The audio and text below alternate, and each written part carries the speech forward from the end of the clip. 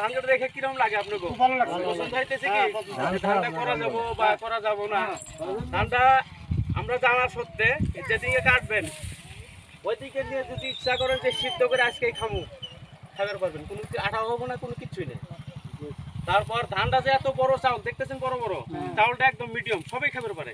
আমরা খাইয়াও দেখছি, আমি সব কিছু আর রিটেলারকেও খিলাইছি। আর উনি নিজে উপস্থিত আছেন, উনি নিজে ভাত খাইতেছেন, তারাও জিজ্ঞাসা করতে পারবেন আলিম ভাই। আর এই ফিল্ডের এই পাথারের মধ্যে এই ধান অনেকে করছে।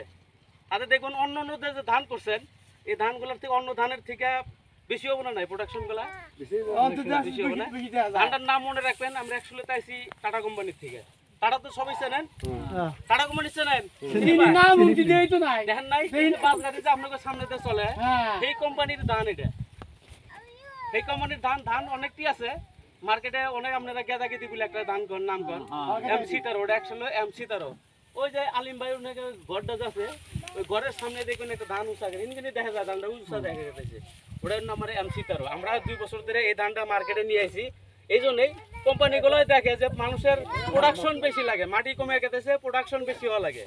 ওই জন্য এই ধানগুলো নিয়ে এসে 2 বছর আমরা এই ধান 38-39 মন করে পাইছি আপনাকে এই এরিয়াতে।